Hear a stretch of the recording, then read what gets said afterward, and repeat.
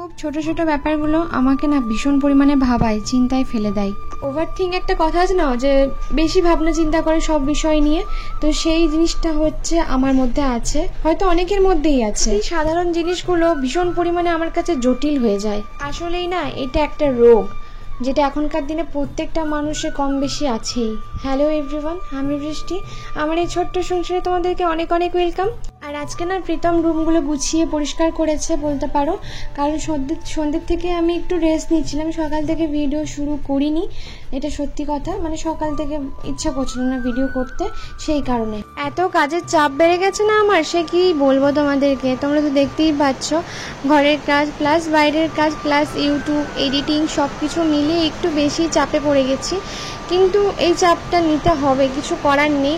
কারণ শুয়ে বসে থাকার মতো সত্যি কথা বলতে আমার কাছে এক ফোঁটা সময় নেই।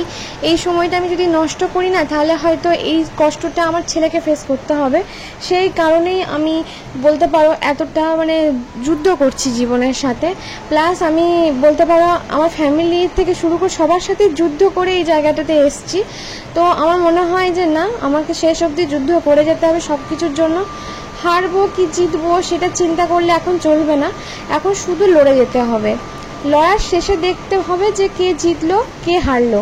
আসলে যদি হেরেও যায় জীবনে, তবুও একটা আফসোস তো থাকবে না যে না যুদ্ধ করে আমি হেরে গেলাম। এইটা তো ভাববো না। হ্যাঁ, যথারীতি চেষ্টা করছি জীবনের সাথে লড়াই করার। আশা করছি সফল হয়তো একদিন হব, আবার না হতেও পারি। তো এই যে এখানে প্রীতম খুব ক্লিন করছে। আর যবে থেকে এই আমরা ব্যবসাটা শুরু করেছি, তবে থেকে একটু ঘর বেশি ডিপ ক্লিন রাখি। এমনিতেও আমাদের ছেলের জন্য আমাদেরকে ঘর সব সময় টিপটাপ ক্লিন রাখতে হয়। সেই কারণেও একটা মানে অর্কর যেহেতু একটুখানি প্রবলেম আছে, নোংরা জিনিসও দেখতে পারে না। প্লাস আমার ওই জিনিসটা আছে, যদি কোথাও নোংরা পড়ে থাকে না, মানে জানি না কেন মেজাজটা একদম খিটখিটে হয়ে যায়। মানে এইগুলো না এক একটা টাইপের না ফুবিয়া টাইপের বলতে পারো, জানি না এগুলো কি। তো এই যে দেখো এখানে প্রীতম এগুলো ক্লিন করছিল। মানে আমি বললাম যে আমি করে দিচ্ছি হাতে হাত লাগিয়ে, তো ও বললো যে কোনো দরকার নেই, আমি করে দিচ্ছি। দেখো সকালের বাসনগুলো মানে অর্ডার এসেছিলো, সেই অর্ডারের বাসনগুলো আমি ভিজিয়ে রেখেছিলাম। আমি মানে পরে করবো, এখন আর করবো না, থাক। তো ভিজিয়ে রেখেছিলাম যাতে তাদেরকে ধুয়ে নিতে পারি। তো দেখছি ওই যেন তো ধুয়ে নিয়েছে। আসলে আমি শুয়েছিলাম, শুয়ে থাকতে থাকতে হুট করে একটু চোখটা লেগে গেছিলো আমার, আমি ঘুমিয়েও গেছি। আর কত জোরে বৃষ্টি নেমেছে দেখছো, মানে ভীষণ জোরে বৃষ্টি পড়ছে ঝমঝমিয়ে। আমি ভয়েস দিচ্ছি আর টিনের চালে জানো তো বৃষ্টির শব্দটা বেশ ভালোই লাগে শুনতে আমার। আসলে ছোটোর থেকে মাটি ভেজা গন্ধ, বইয়ের গন্ধ, পেট্রোলের গন্ধ, এইগুলো না কেমন জানি না আমাকে খুব অ্যাট্রাকশন করে। মানে মানে পেট্রোলের গন্ধ শুনলে মনে হয় খেয়ে নিই, ন্যাপথলিনের গন্ধ শুনলে মনে হয় খেয়ে নিই, এরকম টাইপের মনে হয়। এরকম অনেকেরই যেন তো মনে হয়, মানে গন্ধগুলো খুব ভালো, মানে সেন্টগুলো খুব ভালো লাগে। আর এদিকে দেখো মজা, দেখো এইসব করার পর এইসব করছিলো, আমি উঠে একটু ভিডিও করেছি। এই যে ওইখানে উঠিয়ে দিচ্ছি অর্ককে, আর ওর মজা লেগেছে, বেশ খুব ভালো মজা লেগেছে যে উপরটা উঠিয়ে দিচ্ছে, বেশ মজা পাচ্ছে। আমি বলছিলাম পড়ে গেলে কি হবে, তো ওই সব কোনো কেয়ার নেই। তো এখন দেখো রেডি হয়ে গেছি একটুখানি, অর্কর জন্য বিশেষ করে বেরোনা, আমারও ভালো লাগছিল না ঘরের মধ্যে রান্না বান্না। বৃষ্টি অর্ক রেডি, আর ঘরের যা অবস্থা, ঘরটা এসে ভাগাতে হবে।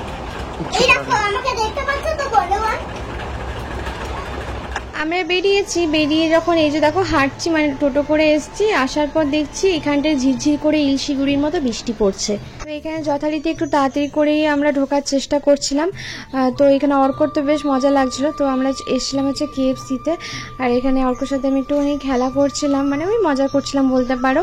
ওইদিকে প্রীতম অর্ডার দিচ্ছিল। আগে অর্ককে কি রাগাতাম। আর এখানকার এই আউটলেটটা ভীষণ, আমি বলবো আমি ভীষণ ডিসঅ্যাপয়েন্ট হয়েছি। দুবারই কেননা এত নোংরা।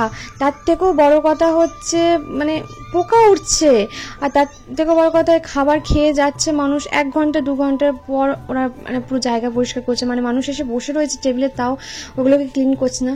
তো প্রীতম বলার পর বললো যে স্টাফ নাকি ওদের কম আছে। ঠিক আছে, স্টাফ কম আছে, ক্লিন হচ্ছে না, কিন্তু মেন ব্যাপার হচ্ছে পরিষ্কার। ভীষণ নোংরা জানো তো, মানে প্রচণ্ড নোংরা। দেখো যে কোনো মানুষ নিজে টাকা দিয়ে খেতে যাবে, বা তোমরা যে আমার কাছ থেকে খাবারটা নিচ্ছ, তোমরা চাইবে একটুখানি নিট অ্যান্ড ক্লিন রাখার। তো সেই হিসাবে আমি তো সবসময় আমার প্রচণ্ড খুঁতখুঁতে একটা মানুষ জানো তো। মানে এই যে খাবারটা একটা বাইট দিয়েছি, বাইট দিয়ে পর রেখেছি, পুরো এখানে সেই ছোটো ছোটো পোকাগুলো হয় মশার মাছির মতো, ওরকম উড়ে বেড়াচ্ছে। আমার না ভীষণ মানে দেখে না, মানে আমি খেতেই পারলাম না। আর ফ্রেঞ্চ ফ্রাইটা প্রথমবার যে ফ্রাইসটা নিয়েছিলাম, কাঠের মতো শক্ত করে দিয়েছিল। তারপরে প্রীতম যখন বললো তখন একটু রুড বিহেভিয়ার করছিল একটুখানি, তারপরে হ্যাঁ ফ্রেঞ্চ ফ্রাইটের বেলায় আমাদেরকে চেঞ্জ করে দিল, এই একটা ব্যাপার। তো সকালবেলায় কালকে রাতে এসে বাড়ি এসে না শুয়ে পড়েছিলাম। তারপরে দেখো আজকে সকালবেলায় উঠে অর্কবাবুর একটা পার্সেল এসেছে, সেই পার্সেলটাই আনপ্যাক করছি এখন। তো অর্ক তো ঘুম থেকে উঠেই দেখে নিয়েছে যে ও চলে এসছে।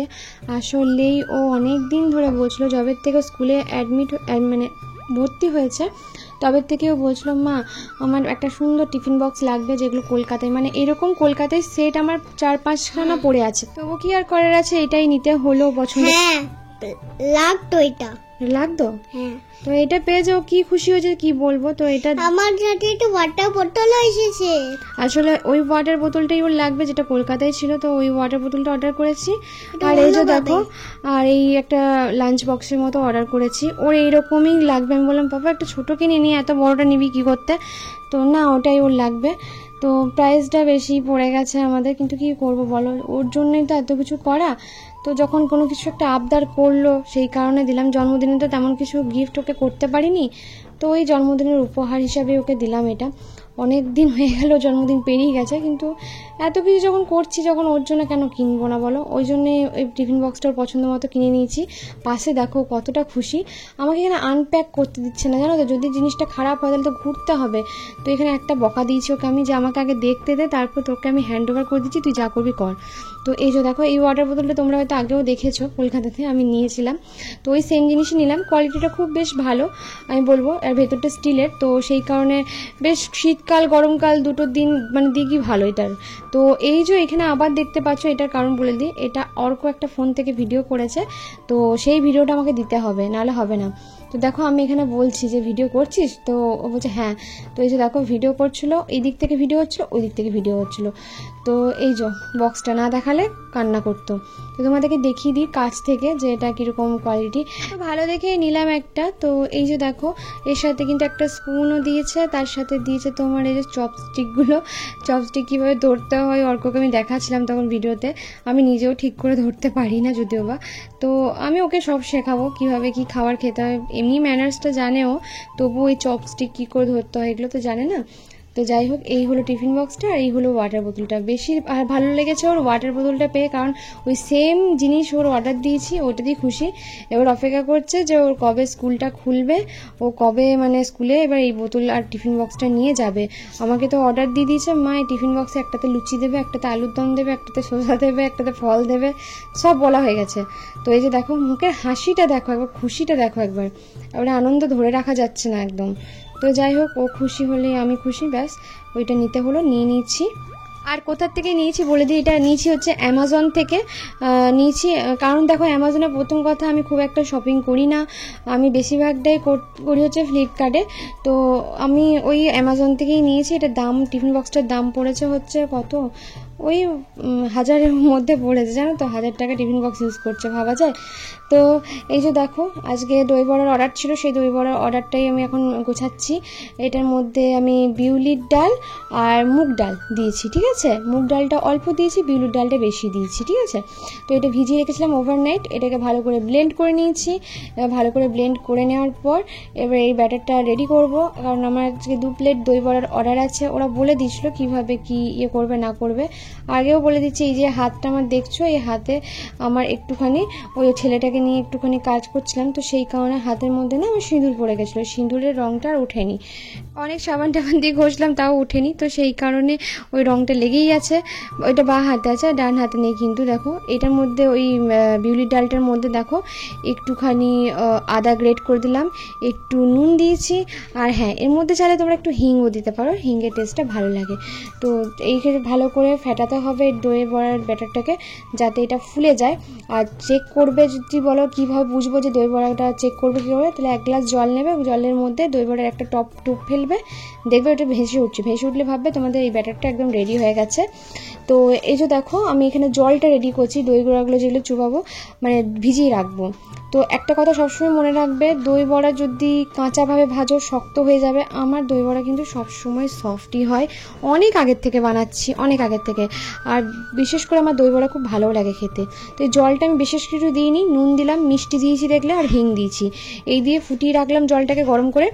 এইদিকে এবার বড়াগুলো একটা একটা করে ভাজবো। বড়াগুলো যাতে সব কটা মানে সুন্দর শেপের হয় সেই কারণে এরকম একটা চামচ নিয়েছি, সেই চামচটার মধ্যে একটু সাদা তেল লাগিয়ে নিয়েছি। এবার এই চামচে করে দেখো মানে দিয়ে দিচ্ছি ব্যাটারের মধ্যে। তেলটা কিন্তু একদম হালকা আঁচে রাখতে হবে, নাহলে বড়াটার বাইরেটা ভাজা হয়ে যাবে, ভেতরটা কাঁচা থেকে যাবে। যখন এগুলো জলে ভেজাবে একদম ডেলা ডাব্বা হয়ে যাবে।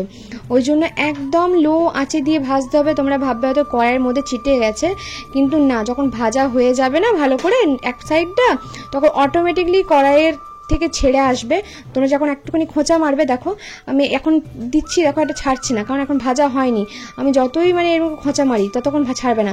যেই দেখো হয়ে গেছে ভাজা, তখন কিন্তু দেখো এটা খোঁচা মারলে ছেড়ে যাচ্ছে। তো এইটা এরকমই হয়, মানে চিটে যায় প্রথমে, সেটা ননস্টিকই হোক আর যাই হোক। আমি আগে ননস্টিকেতেও রান্না করেছি। তো এখানে বড়াগুলোকে দেখো এপিট ওপিট করে হালকা আছে, একদম হালকা আছে ভেজে নিচ্ছি।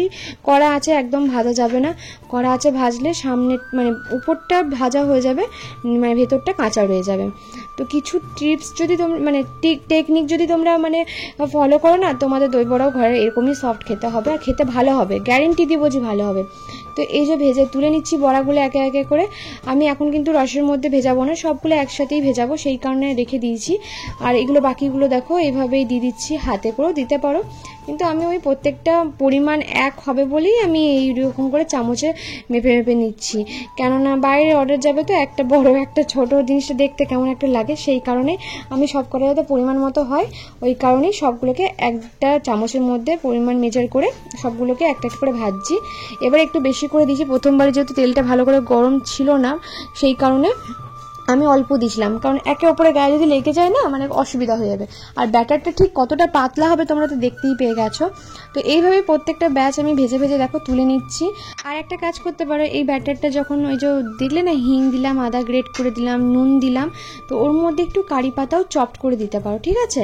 তাহলে দেখবে টেস্টটা খুব ভালো লাগবে। তো দেখো জলটা যখন হালকা গরম আঙুল ডোবানো যাবে সেই রকম জলের মধ্যে এই বড়াগুলো ভেজে দিয়ে দিয়েছি। বেশি গরম জল দিয়ে দিও না, তাহলে একদম ঘেটে হয়ে যাবে বড়া কিন্তু, ঠিক আছে? মানে একদম আঙুল ডোবানো যাবে, মানে নিতে পারবে সেরকম জলের মধ্যে, কুসুম কুসুম গরম জলের মধ্যে দিতে হবে। এবার এখানে ভাজা মশলাটা রেডি করছি। ও শুধু ভাজা মশলাটাই নেবে বলেছে, উপর থেকে ছড়ানো, অন্য কিছু নেবে না। তাই শুকনো লঙ্কা, ধনে, জিরে নিয়েছি দেখো। আর এখানে দইয়ের ঘোলটা আমি রেডি করছি দেখো।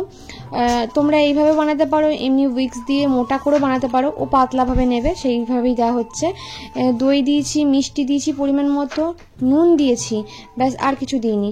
এবার দইটাকে আমি ব্লেন্ড করে নিয়েছি। এবার দেখো জলটাকে এইভাবে চেপে চেপে চেপে চেপে দেখো কত সুন্দর ফুলে গেছে বড়াগুলো।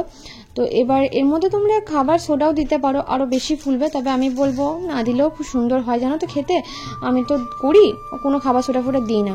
জানো তো আমার হাতে মোটামুটি অনেকেই তো দই বড়া খেয়েছে, যারাই খেয়েছে তারাই বলে বাইরে দই বড়ার থেকে নাকি ঘরে দই বড়াটা আমি একটু বেশ ভালো বানাই। আমার মাও খুব ভালো বানায়।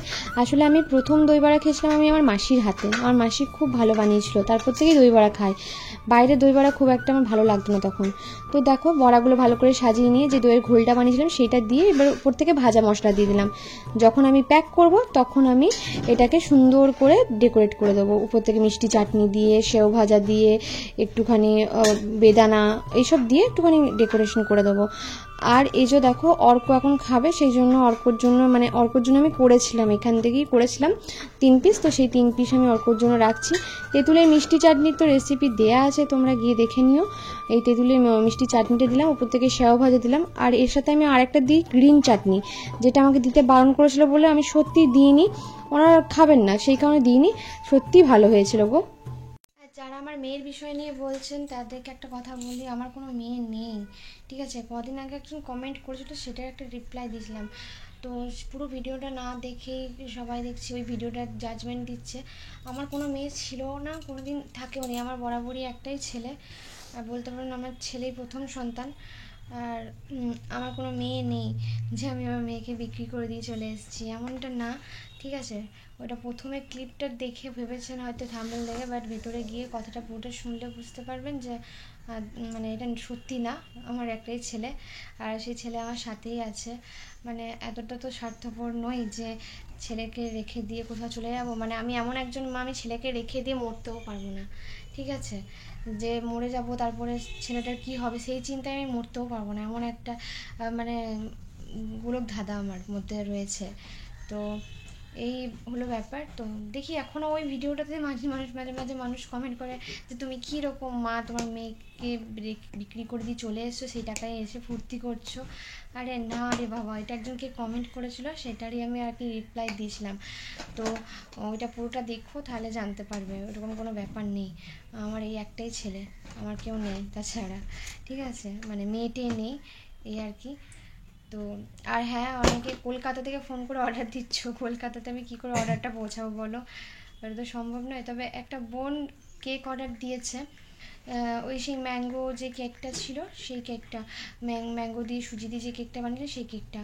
ও বলছে যত ডেলিভারি চার্জ লাগুক কেন, আমাকে কেকটা তুমি দিয়ে যেও, যা লাগবে আমি দিয়ে দেবো, প্লিজ প্লিজ একবার অন্তত আমি অর্ডার করছি। কিন্তু ঠিকঠাক কেকটা পৌঁছাবে কি না আমার তো সেই ভয়, আমি পাঠাতে পারছি না। ডেলিভারি চার্জটা, তারপরে এখান শিলিগুড়ি থেকে কলকাতা অবধি ডেলিভারি চার্জ, আমি নিজেও জানি না কত কী পড়বে না পড়বে, বলে দেখতে হবে। দেখছি, পসিবল হলে পাঠাবো অবশ্যই। ড্রাই কেক তো নষ্ট আশা করছি হবে না, তো দেখি চেষ্টা করি, আমি পাঠাবো তোমার জন্য, একবার হলেও পাঠাবো। তো যে কারণে দই বড়া অর্ডার ছিল, সেই কারণে দই বড়াটা বানালাম। আর ওরা মানে বলে দিয়েছিল যে এইভাবে বানাতে হবে, এইভাবে বানিয়ে দিও। তো সেইভাবেই মানে এইভাবে বানাতে হবে না, মানে ওইভাবে ওরা নেবে সেটা বলে দিয়েছিলো। মানে গ্রিন চাটনি নেবে না, শুধু যে তেঁতুলের চাটনিটা হয় ইমলির, সেটা নেবে বলেছিল। আর যেভাবে বললো সেভাবেই আমি, মানে ওরা যেরকম রেকমেন্ড করেছে সেরকম বানিয়ে দিলাম। আজকেও একটা অর্ডার এলোই মাত্র, আবার এসছে একটা সুইট কর্নের অর্ডার, সেটা বানাবো। তার আগে বাজার যেতে হবে, কারণ আমাদের কালকে বিরিয়ানির অর্ডারটা নিয়েছি, আর অনেকগুলি বিরিয়ানির অর্ডার এসছে, তো সেটা বাজারটা করতে হবে। তো সেই বাজার যাব এখন আনতে। আর তোমার কি বলতে গেলাম, এসে পরে আরেকটা ডেলিভারি আছে, কন্টন এগুলো দেবো। আর শরীরটা খারাপ আছে বলবো না, বাট একটা টেস্টটা ফেস করতে হয় প্রত্যেক মাসে। তো ওই আর কি, ওই জন্যই মুখ চোখগুলো একটু বেশি শুকিয়ে গেছে, দুদিন ধরে তোমরা বলছো খুব শুকিয়ে গেছি। তো এই কারণেই দেখো, পরিশ্রম তো করতে হবে তাই না, টাকা আসবে কোথার থেকে? কালকে একজন লিখেছে প্রচুর টাকার লোভী, এদের টাকার লোভের শেষ নেই। কি মণ্ডল জানি না। তো এদের টাকা যতই দেবে, তো আমি বুঝতে পারছি, উনি এটাও লিখেছেন যে শরীর খারাপ এদিকে, এদিকে টাকা, এদের যতই ভালো থাকুক, আসলে আপনার মনে হচ্ছে হয়তো আমরা ভালো আছি, কিন্তু আদৌ তা না। আমার যেটুকু করা বলতে পারেন সেটুকু আমার ছেলের ভবিষ্যতে করা, মানে জন্য, সবার জন্যই দায়িত্ব পালন করতে করতে এখন হাঁপিয়ে গেছি। এখন আপাতত আমি নিজের একটাই এখনও পর্যন্ত সবথেকে বড় দায়িত্ব, সেটা হচ্ছে আমার ছেলেকে মানুষ করা। ছেলেকে একটা জায়গায় পৌঁছে দিই, তারপরে আমার দায়িত্ব শেষ, তখন আরাম করবো, আর কিছু না। তখন আরাম করা ছাড়া আর কিছু কাজও নেই, কারণ দায়িত্ব আছে। যে কারণ তো নিজের থেকে আসতে চাইনি পৃথিবীতে, আমি নিয়ে এসেছি পৃথিবীতে, তাই আমার দায়িত্বটা বেশি। তো ওকে একটা স্টেজে আমি পৌঁছে দিই ভালোভাবে, যাতে ও নিজেরটা নিজে ভালো করে বুঝতে পারবে, মানে পারে, আমাকে দেখতে হবে না। আমার দেখার জন্য আমি যথেষ্ট, মানে নিজে স্টেবল আছি। তো ও নিজে যাতে নিজেকে দেখতে পারে, নিজের দায়িত্বগুলো নিতে পারে, সেই কারণেই আর কি ওকে একটা এখন খাটতে হবে আমাকে, কারণ কিছু করার নেই। তো এই আর কি, এখন বেরোবো বাজারে বিরিয়ানির চাল ফাল এগুলো আনতে। তো আর ভিডিওটা বড় করছি না, চলো আজকের ভিডিওটা এখানেই শেষ করছি। কাল আবার নতুন ভিডিও নিয়ে দেখা হবে। ছোট ছোট হয়ে যাচ্ছে ব্লগগুলো, কিন্তু কিচ্ছু করার নেই, সব দিকটা সামলে উঠতে একটু টাইম লাগছে। অনেকের কমেন্টেরও রিপ্লাই করতে পারছি না, শেষে মেশে গিয়ে করছি, এই আর কি। আর টিফিন বক্সগুলো নেওয়া হয়েছে। ও আরেকটা কথা, অনেকেই মানে এরকম অর্ডার আসছে যে মানে যে অনেকেই বলছো যে দাদা আমি যাতে রান্না করে দিই, তোমরা জিনিস প্রোভাইড করবে, বাট আমি ওটা করে দিই। যেমন অনেকে পছন্দ করো, তো মানে অন্যের হাতের রান্না, মানে আমার হাতের রান্না খাওয়ার ইচ্ছা আছে, সেই কারণে। তো সেই হিসাবে তো আমি এখন করছি না যে যে কিছু জিনিসপত্র দিয়ে গেলে আমি রান্না, তবু কেউ কেউ কাকিমা আছে, জেঠিমা আছে, অনেকে আবদার করে, তো তাদের আবদারে আর কি করে দিই মাঝে মাঝে। তো এই আর কি, যেমন দই বড়াটা আজকে এসেছে অর্ডার এটা, আর আরেকদিন মাটন করতে হবে, সেটার একটা আছে অর্ডার। তো এই আর কি, যে যেমন বলে সেভাবে আমি করে দিই আর কি, আর কিছু না। মেন এখন হচ্ছে আমি নিজে পরিশ্রম করব, পরিশ্রম করে টাকা উপার্জন করব, ব্যাস। আমি তো আর কোনো কাউকে বিক্রি করে বা চুরি ডাকাতি করে রোজগার করতে যাচ্ছি না। আমি নিজে পরিশ্রম করছি, শরীরকে যথারীতি খাটাচ্ছি, শরীর ভালো না থাকলেও শরীরকে খাটাচ্ছি, খাটিয়ে আমি রোজগার করছি। তো তো সেই ক্ষেত্রে আমার মনে হয় না কারোর কোনো অভিযোগ থাকতে পারে। তো এইটুকুই বলা, ব্যাস। চলো, সবাই ভালো থেকো, সুস্থ থেকো, টাটা।